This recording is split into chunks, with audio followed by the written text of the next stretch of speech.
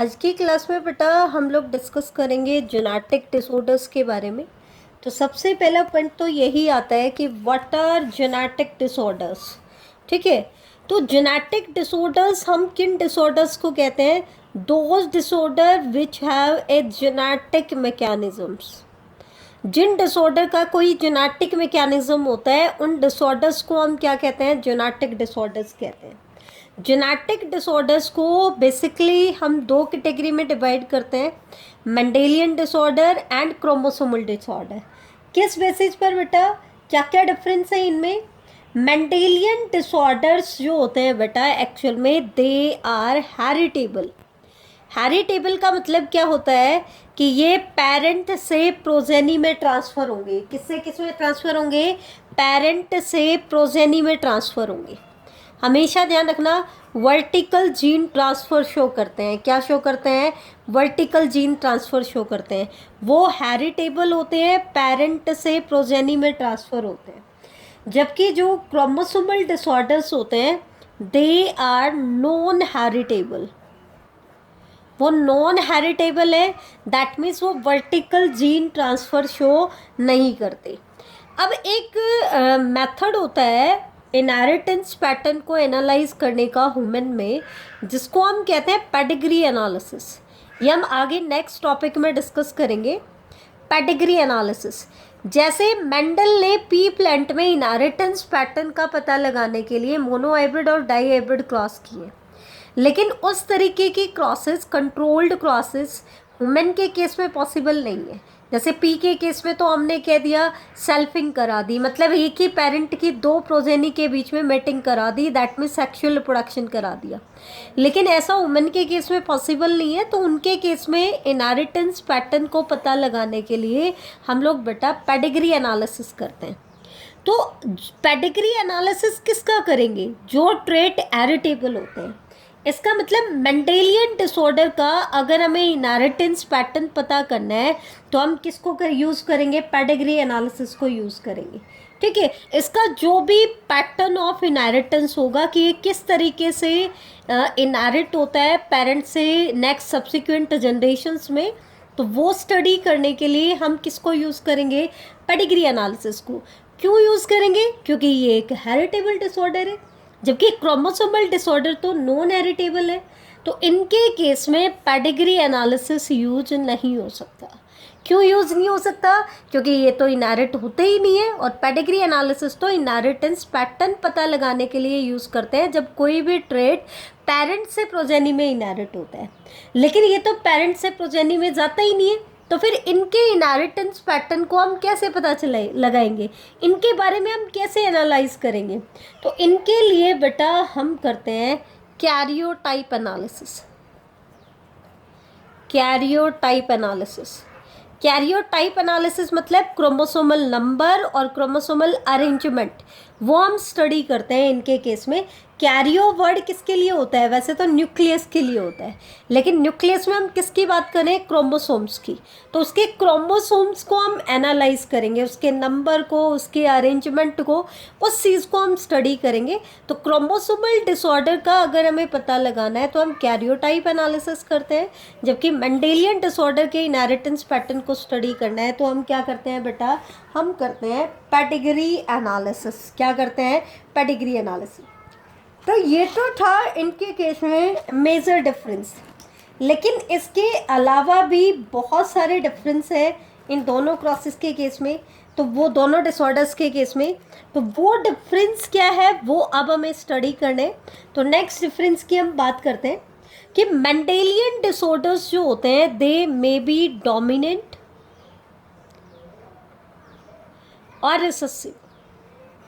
ये disorder dominant भी हो सकते हैं और रिसेसिव भी। डोमिनेंट का मतलब क्या है? क्योंकि हम ह्यूमन की बात कर रहे हैं, और ह्यूमन एक कैसा इंडिविजुअल है? डिप्लॉयड इंडिविजुअल है। कैसा इंडिविजुअल है? डिप्लॉयड। तो डिप्लॉयड इंडिविजुअल में 2 पेयर ऑफ एलील्स होंगे या 2 पेयर ऑफ जीन होंगे, सभी जीन 2 कॉपी में प्रेजेंट होंगे। तो डोमिनेंट ट्रेट हम किसको कहते हैं? जो ट्रेट अपने आप को होमोजाइगस और हेटेरोजाइगस दोनों कंडीशन में एक्सप्रेस करे, क्योंकि दो एलील होंगे तो उसका होमोजाइगस भी हो सकता है और हेटेरोजाइगस भी, लेकिन रिसेसिव जो ट्रेट होगा बेटा वो हमेशा अपने आप को सिर्फ होमोजाइगस कंडीशन में ही एक्सप्रेस करते हैं। तो आपके मेंडेलियन डिसऑर्डर डोमिनेंट भी हो सकते हैं और रिसेसिव भी हो सकते हैं, लेकिन क्रोमोसोमल डिसऑर्डर हमेशा कैसे होते हैं, डोमिनेंट होते हैं। क्रोमोसोमल डिसऑर्डर हमेशा कैसे होते हैं, डोमिनेंट होते हैं। अब क्वेश्चन आता है कॉज, कारण क्या है, मेंडेलियन डिसऑर्डर क्यों होता है और क्रोमोसोमल डिसऑर्डर क्यों होता है, इसका कारण क्या है। तो कारण अगर हम देखें तो मेंडेलियन डिसऑर्डर क्यों होते हैं, ड्यू टू अल्टरेशन और म्यूटेशन। अल्ट्रेशन मतलब कोई चेंज आया है, चेंज क्यों आया है, हो सकता है कोई म्यूटेशन होगी हो। किस में म्यूटेशन हो रही है, इन ए सिंगल जीन, एक सिंगल जीन में म्यूटेशन हो रही है। किस में म्यूटेशन हो रही है, सिंगल जीन में। जबकि क्रोमोसोमल डिसऑर्डर्स जो होते हैं बेटा ये किस वजह से होते हैं, ड्यू टू एब्सेंस और एक्सेस और abnormal arrangement of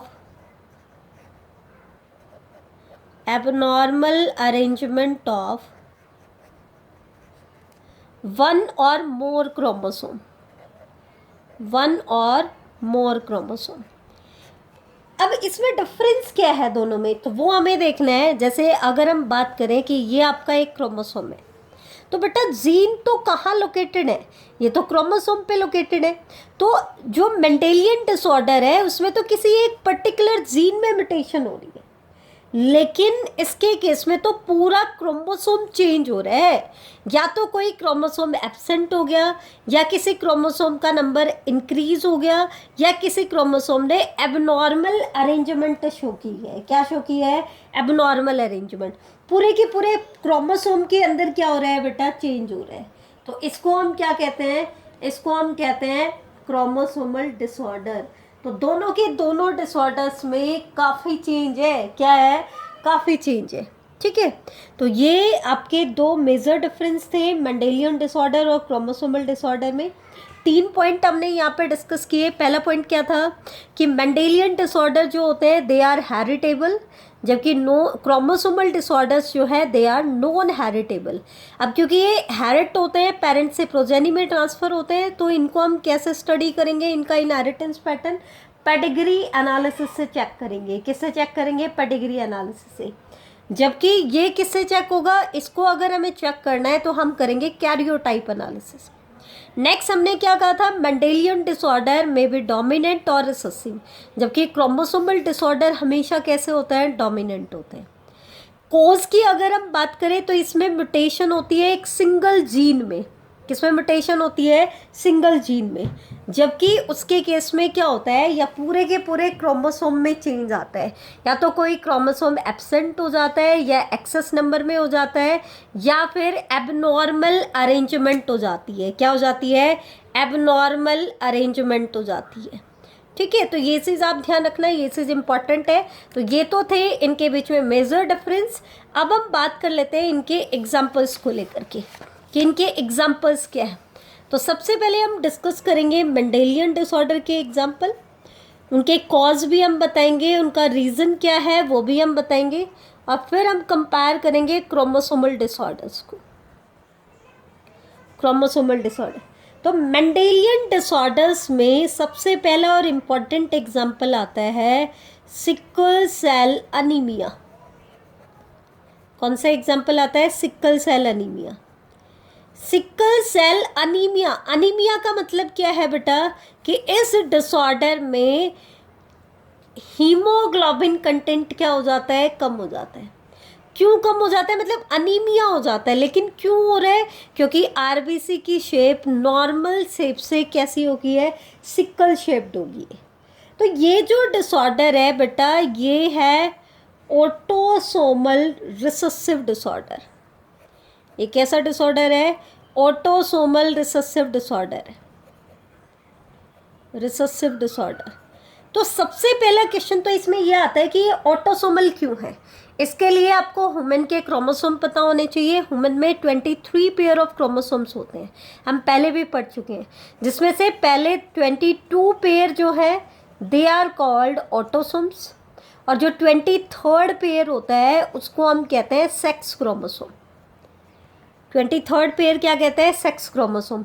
और सेक्स क्रोमोसोम जो होता है वो मेल में अलग होता है और फीमेल में अलग होता है। मेल में तो होता है एक्स और वाई, एक क्रोमोसोम एक्स होता है एक वाई, और फीमेल में दोनों एक्स क्रोमोसोम होते हैं, ये हमने पढ़े। तो इसको हमने ऑटोसोमल रिसेसिव डिसऑर्डर क्यों कहा? क्योंकि यहाँ पे जो जीन में डिफेक्ट आ रहा है ना, वो डिफेक्ट या म्यूटेशन आ रही है, वो जीन क्रोमोसोम नंबर 11 पे लोकेटेड है। किस पे लोकेटेड है? Chromosome number 11। और सिकल सेल अनीमिया का जो एलील है उसको हम क्या कहते हैं? HBS। ये है sickle celled allele. Sickle celled allele मतलब जो allele sickle cell anaemia cause करा सकता है। लेकिन ये डिसऑर्डर कैसा है? रिसेसिव है। रिसेसिव है इसका मतलब डिजीज कब होगा? जब इंडिविजुअल में कैसी कंडीशन होगी? HBS।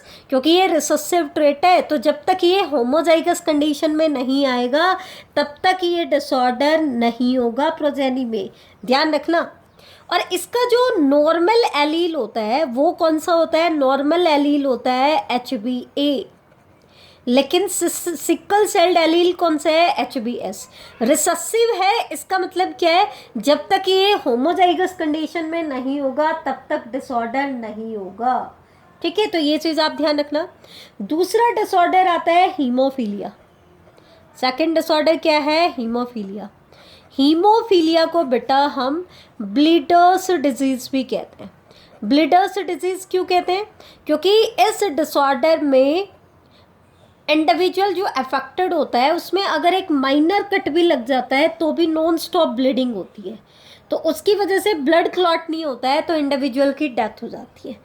अब हीमोफीलिया जो डिसऑर्डर है ना बेटा, ये सेक्स लिंक्ड डिसऑर्डर है। इसको हम सेक्स लिंक्ड डिसऑर्डर क्यों कह रहे हैं? क्योंकि इसके लिए जो जीन रिस्पॉन्सिबल है ना वो सेक्स क्रोमोसोम पे लोकेटेड है, और सेक्स क्रोमोसोम में भी किसके ऊपर लोकेटेड है? एक्स क्रोमोसोम पे लोकेटेड है। और इसके हीमोफिलिक एलील को हम रिप्रेजेंट करते हैं XH से। किससे रिप्रेजेंट करते हैं? XH से। रिसेसिव है इसका मतलब क्या है? अब मेल और फीमेल में सेक्स क्रोमोसोम अलग अलग होते हैं, तो मेल में तो है XY और फीमेल में है XX। तो मेल तो हीमोफिलिक कब होंगे बेटा? जब उसके पास haemophilia carrying gene X chromosome होगा। ये मेल तो कैसा होगा? हीमोफिलिक होगा। जबकि फीमेल जो है वो हीमोफिलिक कब होगी बेटा? अगर इसमें एक्स क्रोमोसोम नॉर्मल होगा तो ये मेल कैसा होगा? नॉर्मल। ये चीज़ ध्यान रखना। फीमेल में 3 तरह के जीनोटाइप पॉसिबल है, XH, XHX एंड XHXH। इनके केस में ध्यान रखना, क्योंकि ये डिसऑर्डर कैसे है बेटा? ये डिसऑर्डर है रिसेसिव।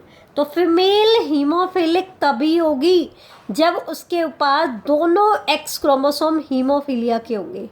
अगर एक एक्स क्रोमोसोम हीमोफिलिक है तो क्योंकि ये रिसेसिव डिसऑर्डर है, एक एक्स क्रोमोसोम इसके पास नॉर्मल है, तो नॉर्मल एक्स क्रोमोसोम इसके फंक्शन को कंपनसेट कर देगा। क्या कर देगा? कंपनसेट। तो ये फीमेल नॉर्मल होगी, लेकिन इसको हम क्या बोलेंगे? कैरियर बोलेंगे। कैरियर हमेशा किसके केस में लिखते हैं? रिसेसिव ट्रेट के केस में। क्यों? क्योंकि ये इंडिविजुअल है तो नॉर्मल, लेकिन जब ये गैमीट बनाएगा तो 50% गैमीट में XH एलील जाएगा और 50% में X जाएगा। इसका मतलब ये अपने 50% गैमीट में हीमोफीलिया का जीन ट्रांसफ़र कर रहा है, इसलिए इसको हम क्या कह रहे हैं? कैरियर। और जो XX है ये भी फीमेल कैसी होगी? नॉर्मल होगी। कैसी होगी? नॉर्मल होगी, ठीक है। ये भी फीमेल कैसी होगी? नॉर्मल होगी। तो ये चीज़ आप ध्यान रखना। नेक्स्ट डिसऑर्डर आता है बेटा कलर ब्लाइंडनेस। कलर ब्लाइंडनेस के केस में जो इंडिविजुअल होता है वो रेड और ग्रीन कलर में डिस्क्रिमिनेट नहीं कर पाता है। तो जिन लोगों को कलर ब्लाइंडनेस डिसऑर्डर होता है उनका ड्राइविंग लाइसेंस नहीं बनता है बेटा, ठीक है। अब कलर ब्लाइंडनेस जो डिसऑर्डर है ये भी हीमोफीलिया की तरह ही सेक्स लिंक्ड डिसऑर्डर है, और सेक्स लिंक्ड में भी कैसा, रिसेसिव डिसऑर्डर, जैसे कि हीमोफीलिया था। इसका जो जीन है वो है एक्सी। तो यहाँ पर मेल में दो तरह के जीनोटाइप पॉसिबल होंगे, एक्सी वाई और एक्स वाई। ये तो होगा कलर ब्लाइंड मेल और ये होगा नॉर्मल मेल, ठीक है, ये चीज़ ध्यान रखना। फीमेल में तीन जीनोटाइप पॉसिबल होंगे, X X, XC X and XC XC, ठीक है। इसमें तीन टाइप के आपके जीनोटाइप पॉसिबल है। कौन कौन से जीनोटाइप पॉसिबल है, ये वाले। इसमें ये कलर ब्लाइंड फीमेल होगी, ये नॉर्मल होगी but carrier, X X normal होगा, ठीक है। तो जैसे हमने सिकल सेल हीमोफीलिया के केस में बताया था वैसे ही ये भी है। इसके बाद नेक्स्ट डिसऑर्डर आता है phenyl ketone urea. Phenyl ketone urea, ये जो डिसऑर्डर है इसको हम ऑटोसोमल रिसेसिव कहते हैं। ऑटोसोमल रिसेसिव क्यों कह रहे हैं बेटा, क्योंकि इसके लिए जो जीन रिस्पॉन्सिबल है it is located on chromosome number 12। ये आपको याद करने पड़ेंगे, याद करोगे तो आसानी से याद हो जाएंगे।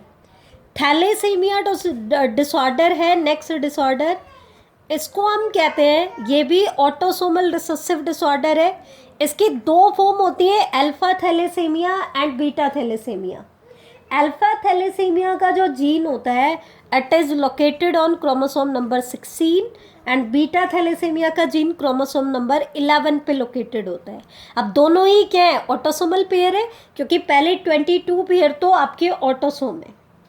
इसके अलावा नेक्स्ट डिसऑर्डर क्या है बेटा, छठा डिसऑर्डर आपका आता है सिस्टिक फाइब्रोसिस। ये भी बेटा ऑटोसोमल रिसेसिव डिसऑर्डर है। इसका जो जीन लोकेटेड होता है वो क्रोमोसोम नंबर 7 पे लोकेटेड होता है, ठीक है, ये चीज़ ध्यान रखना। इसमें बेटा एबनॉर्मल फंक्शनिंग हो जाती है किसकी, क्लोराइड चैनल। कौन से क्लोराइड चैनल की, जिसको हम CFTR कहते हैं, cystic fibrosis trans membrane regulator. ये क्लोराइड चैनल होता है जिसकी फंक्शनिंग इसमें अफेक्ट हो जाती है। तो इसका जो जीन होता है वो क्रोमोसोम नंबर 7 पे लोकेटेड होता है। लास्ट डिसऑर्डर आता है मायोटोनिक डिस्ट्रॉफी। मायोटोनिक डिस्ट्रॉफी, अभी तक मैंने सारे डिसऑर्डर आपको रिसेसिव बताए हैं, चाहे ऑटोसोमल थे या सेक्स लिंक थे, लेकिन ये डिसऑर्डर जो है ये ऑटोसोमल डोमिनेंट है। ऑटोसोमल तो क्यों कह रहे हैं, क्योंकि इसका जो जीन होता है वो किस पे लोकेटेड होता है, इसकी दो टाइप होती हैं एक्चुअल में। टाइप 1 का तो लोकेटेड होता है क्रोमोसोम नंबर 19 पे, और टाइप 2 का लोकेटेड होता है क्रोमोसोम नंबर 3 पे, ठीक है। तो ये चीज़ ध्यान रखना, दोनों ही ऑटोसोम्स हैं। अब क्योंकि इसका जीन ऑटोसोम पे लोकेटेड होता है इसलिए इसको हम क्या कह रहे हैं बेटा, ऑटोसोमल डिसऑर्डर कह रहे हैं। और डोमिनेंट का मतलब क्या है, अगर इसका एक भी एलील इंडिविजुअल में होगा तो वो इंडिविजुअल कैसा होगा, मायोटोनिक डिस्ट्रॉफी से अफेक्टेड हो। मायोटोनिक मतलब ये एक टाइप का मस्कुलर डिस्ट्रॉफी है, ये चीज़ आप ध्यान रखना। तो ये कुछ डिसऑर्डर थे मेंडेलियन डिसऑर्डर। अब हम कुछ क्रोमोसोमल डिसऑर्डर्स की बात कर लेते हैं लास्टली, बस छोटा सा पार्ट आपका बचा है। पहले एग्जाम्पल आता है इसमें आपका डाउन सिंड्रोम। डाउन सिंड्रोम जो है, अभी 2 मिनट और दे दो फिर मैं आपके डाउट भी ले लूँगी।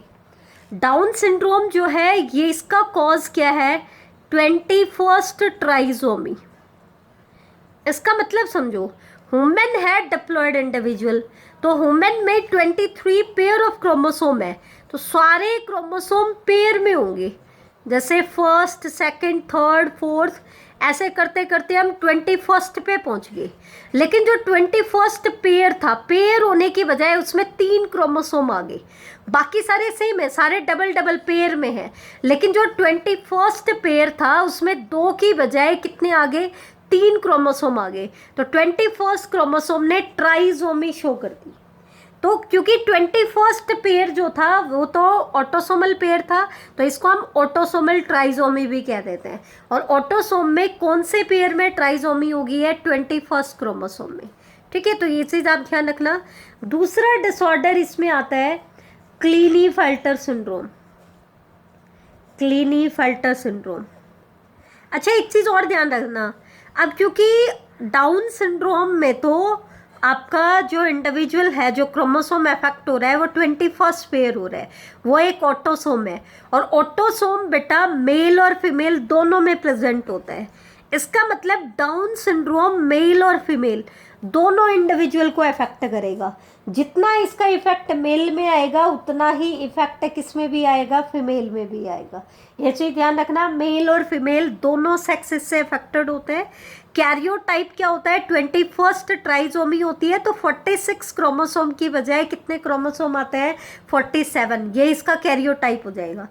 क्लीनीफेल्टर सिंड्रोम की बात करें तो नॉर्मली तो क्या होता है? 44 होते हैं ऑटोसोम, और मेल है तो XY सेक्स क्रोमोसोम, फीमेल है तो XX सेक्स क्रोमोसोम होता है। दोनों में 46 क्रोमोसोम होते हैं। लेकिन क्लीनीफेल्टर जो सिंड्रोम होता है ये सिर्फ मेल को अफेक्ट करता है, फीमेल में इसका कोई रोल नहीं है। मेल में क्या होता है? सेक्स क्रोमोसोम को अफेक्ट कर रहा है, और एक एक्स की बजाय कितने एक्स क्रोमोसोम हो जाते हैं? 2, मतलब 1 एक्स क्रोमोसोम एक्स्ट्रा आ जाता है। तो 46 की बजाय कितने क्रोमोसोम हो जाते हैं बेटा? 47। तो 44 प्लस XXY जो कैरियोटाइप है ये किसका होता है? क्लीनीफेल्टर। और क्लीनीफेल्टर सिर्फ किसको अफेक्ट करता है बेटा? मेल को अफेक्ट करता है। और लास्ट क्रोमोसोमल डिसऑर्डर जो हम डिस्कस करेंगे that is Turner syndrome. Turner syndrome affect करता है बेटा सिर्फ फीमेल को। फीमेल में नॉर्मली क्या होता है? 44 प्लस XX क्रोमोसोम, लेकिन इन फीमेल के केस में क्या होता है? एक X क्रोमोसोम एब्सेंट हो जाता है। एब्सेंट को हम मार्क करते हैं 0 या O से, तो दैट मीन्स इनके केस में कंडीशन कैसी आएगी? 44 प्लस XO। O मतलब 0, यहाँ पे कोई क्रोमोसोम नहीं है। इसका मतलब इन इंडिविजुअल्स में कितने क्रोमोसोम होंगे? 45 क्रोमोसोम।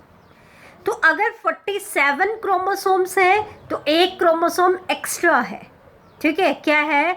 एक क्रोमोसोम एक्स्ट्रा है।